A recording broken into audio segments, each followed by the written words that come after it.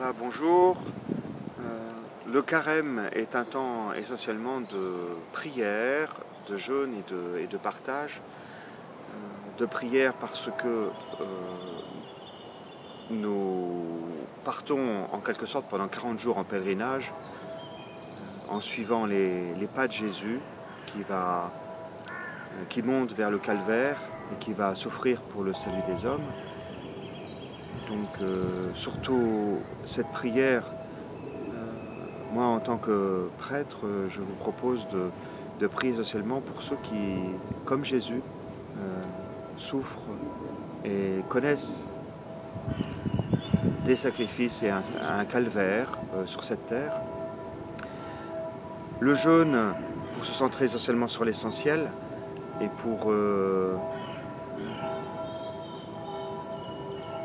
voilà, donc pour se donner un entraînement et pour se centrer essentiellement, se souvenir de la parole de Jésus qui est de pas simplement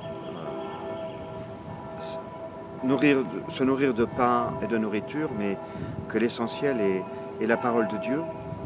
Donc je vous propose pendant ce carême de lire davantage les évangiles et notamment ce récit de la Passion qui va nous unir davantage aux souffrances de Jésus et aux souffrances du peuple, des personnes qui dans le monde entier, eux aussi,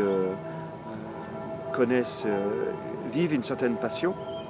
Et puis le partager avec ceux qui ont le plus de nécessaire, qui manquent de nécessaire.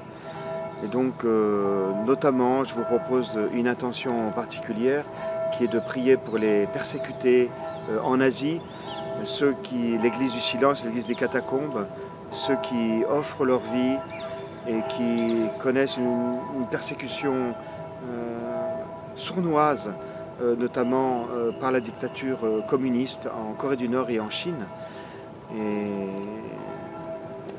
je témoigne que des personnes dans le silence et dans l'indifférence témoignent chaque jour de leur attachement à Jésus et beaucoup d'entre eux, malheureusement, perdent la vie ou sont internés dans les camps de rééducation en Corée du Nord. Prions pour qu'ils ne perdent pas courage, qu'ils gardent surtout cette espérance qu'ils ont dans le cœur. Et donc je vous confie cette intention de prier pour les chrétiens persécutés, notamment en Chine et en Corée du Nord, et notamment ceux qui sont en Corée du Nord dans les camps de concentration à cause de leur foi. Parfait, merci Bien. Père, c'est parfait.